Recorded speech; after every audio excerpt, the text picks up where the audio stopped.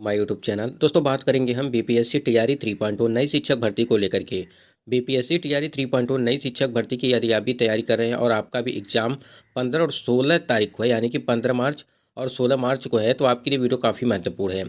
Screen पे आप देख पा रहे हैं परीक्षा से पहले आया आदेश, सब्जेक्ट कॉम्बिनेशन को लेकर के क्या कुछ अपडेट है, सीटों की संख्या में संशोधन अपडेट, आयु सीमा अटेम्प्ट को लेकर के और सीटेट अन्य राज्य के लिए क्या कुछ अपडेट हैं। सारा अपडेट आपको इस वीडियो के माध्यम से मिलने वाला है। और जो भी चीज़ें होंगी इधर उधर की बातें नहीं, सिर्फ आपकी जो भी पॉइंट्स रखे गए हैं उसी के संबंध में हम लोग बात करेंगे। दोस्तों इससे पहले यदि आप चैनल पर पहली बार विजिट किए हैं तो चैनल को भी सब्सक्राइब कर लीजिए, जिससे कोई भी अपडेट आती है तो आपको हमारे चैनल के माध्यम से मिलती रहेगी। सबसे पहले हम लोग देखेंगे कि परीक्षा से पहले क्या क्या चीज़ें यहाँ पे बदलाव को देखने को मिल रहा है और कौन कौन सी चीज़ों को आपको ध्यान में रखना है अगर आप परीक्षा देने जा रहे हैं, तो उसी के संबंध में बात कर लेते हैं। पहले स्क्रीन पे आप देख पा रहे हैं कि बीपीएससी के द्वारा एक अपडेट दिया गया है कि 1 घंटे पहले तक ही मिलेगा केंद्र में प्रवेश, यानी कि जितने भी कैंडिडेट बीपीएससी टीआरई 3.0 नई शिक्षक भर्ती की जो है परीक्षा की तैयारी कर रहे हैं और एग्जाम देने जा रहे हैं, उनके लिए ये वीडियो है। देखिए यहाँ पे तीसरी चरण शिक्षक भर्ती के लिए, तीसरे चरण की शिक्षक नियुक्ति की भर्ती परीक्षा 15 और 16 मार्च को निर्धारित की गई है और अभ्यर्थी 7 मार्च से एडमिट कार्ड डाउनलोड कर सकते हैं। अब यहाँ देखिए 7 मार्च से जो है 7 मार्च से आपका एडमिट कार्ड वो डाउनलोड होना स्टार्ट हो जाएगा, यानी कि वो आपका ई एडमिट कार्ड होगा, जिस पे क्या होगा आपको सेंटर कोड दिया जाएगा। ठीक है, ये सारी चीज़ें इसमें ज़िले का नाम होगा, यानी आप देख सकते हैं लिखा हुआ है कि 7 मार्च से डाउनलोड होगा और उसमें क्या होगा कि ज़िले का नाम होगा, अंकित होगा। अभ्यर्थियों को पहले ही परीक्षा का जिला आवंटित कर दिया जाएगा। ठीक है, और परीक्षा कोड की जानकारी यानी कि 12 मार्च को मिलेगी। जो परीक्षा केंद्र हैं यानी कि जो परीक्षा कोड की जानकारी जो है आपको वो 12 मार्च को दी जाएगी।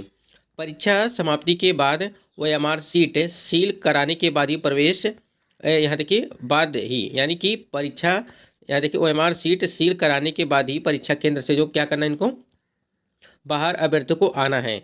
यानी कहने का मतलब ये है कि जब तक आपकी परीक्षा, जब आपकी परीक्षा खत्म हो जाएगी उसके बाद आप रहेंगे, आपके सामने ही ओएमआर सीट जो है वो सील की जाएगी, तभी जो है आपको परीक्षा से केंद्र से जो वहाँ से जो कक्ष से आपको बाहर जाना है। परीक्षा सूबे के 26 जिलों में जो है आयोजित की जाएगी। अब देखिए 38 जिलों में, यानी कि बिहार के 38 जिलों में 26 जिलों में जो है परीक्षा के केंद्र बनाए गए हैं, यानी कि 26 जिलों में आयोजित की जाएगी। आपकी परीक्षा जो है वो 26 जिलों में आयोजित की जाएगी और आयोग की ओर से परीक्षा की तैयारी शुरू करा दी गई है, यानी कि उसकी जो तैयारियां हैं पूरी तरह से जो है वो चल रही हैं। आयोग की, यहाँ देखिए आयोग की से जारी निर्देश के अनुसार जो अभ्यर्थियों को परीक्षा केंद्र में 1 घंटा पहले प्रवेश करना होगा और विलंब, यहाँ देखिए विलंब से आने वाले अभ्यर्थियों को परीक्षा केंद्र में प्रवेश नहीं करने दिया जाएगा। तो आप बिल्कुल गलती नहीं करना है आपको 1 घंटा, ठीक है, या 1.5 घंटे पहले आपको एग्जाम सेंटर पर वहाँ पर पहुँच जाना है। अगर देखिए पहले पहुँचाएंगे तब भी कोई दिक्कत नहीं है, क्योंकि देखिए आप अगर बाद में पहुंचते हैं, यानी कि टाइमिंग अगर खत्म हो जाती है उसके बाद पहुंचेंगे तो आपको एंट्री नहीं दी जाएगी। इसलिए विलंब से आने वाले अभ्यर्थियों को परीक्षा केंद्र में जो है प्रवेश करने नहीं दिया जाएगा। उसके बाद यहाँ देखिए 15 मार्च को 2 पालियों में आपकी परीक्षा के जो है आयोजन किया जाएगा। 15 मार्च को 2 पालियों में परीक्षा आयोजित की जाएगी।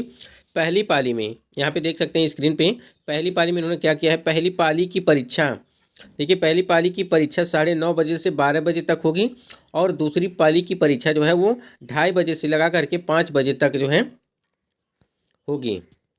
आयोग के सचिव रवि भूषण ने बताया कि लगभग 450 परीक्षा केंद्रों पर परीक्षा आयोजित की जाएगी। ठीक है, 450, यानी कि 450 जो है परीक्षा केंद्र बनाए गए हैं। ठीक है, 26 जिलों में 450 परीक्षा केंद्र बनाए गए हैं आपके। उसके बाद देखिए इसके अलावा अभ्यर्थियों की जांच 3 स्तर पर की जाएगी। यहाँ देखिए अभ्यर्थियों की जांच जो है 3 स्तर पर की जाएगी। बायोमेट्रिक उपस्थिति होगी के अलावा कई अन्य तरह से जांच होगी, इसके बाद ही जो है प्रवेश मिलेगा। यानी कि आपकी जांच जो है पूरी तरह से होगी, अच्छे तरीके से होगी।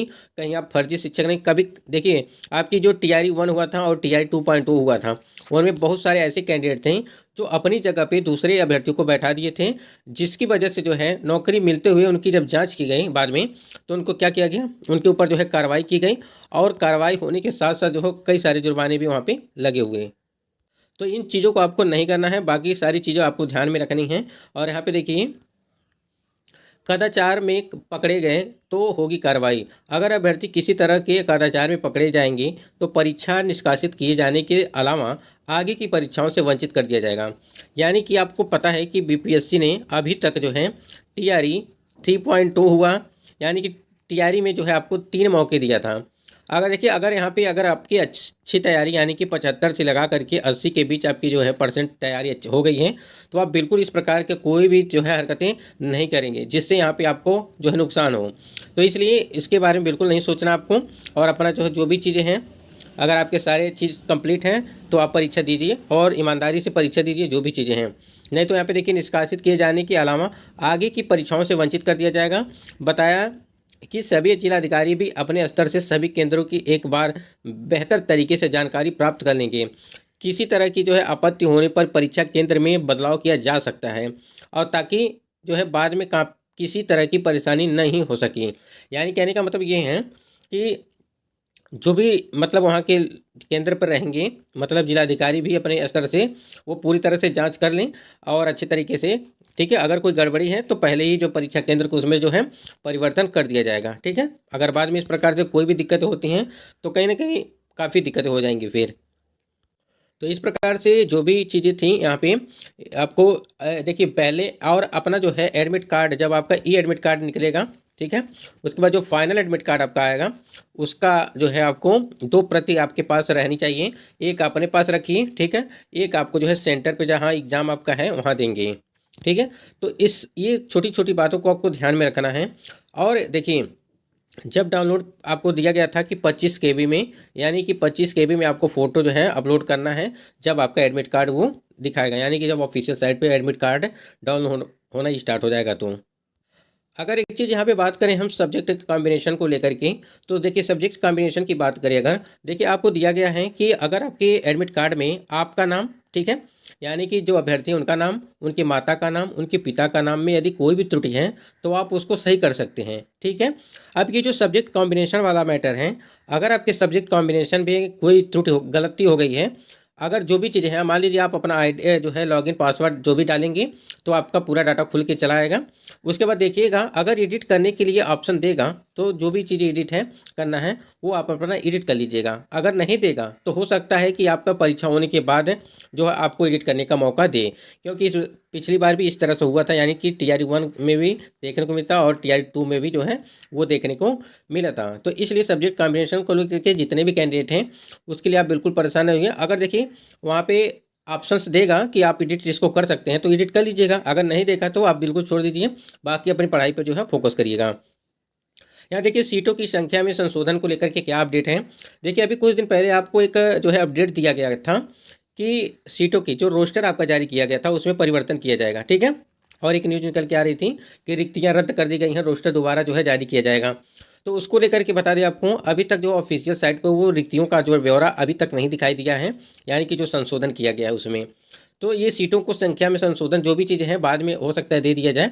बाकी आप तैयारी करिए, जो भी है 86,000 87,000 जो भी आपकी सीटें हैं उतने पे आपको तैयारी करना, उसके हिसाब से अभी तक जो अपडेट है वही है कि संशोधन को लेकर के अपडेट तो आएगी थी कि आपका जो है कहीं कहीं जो गलती हो गई थी, जिलावार कोटिवार जो पद थे आपके उसमें परिवर्तन किया जाएगा।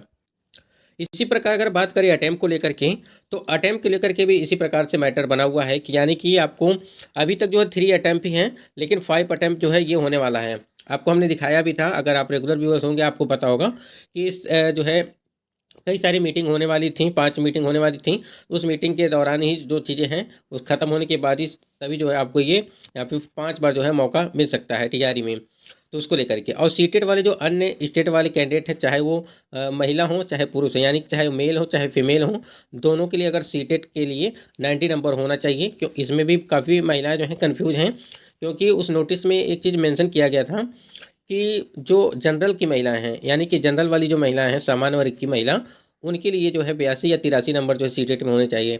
तो देखिए, जितने भी मतलब वो बिहार के कैंडिडेट के लिए हैं, जो बिहार की जनरल महिला हैं वो उनके लिए है। बाकी जो अदर स्टेट की जो महिला हैं और पुरुष हैं उनको सीटेट में जो है 90 नंबर इतना ही चाहिए।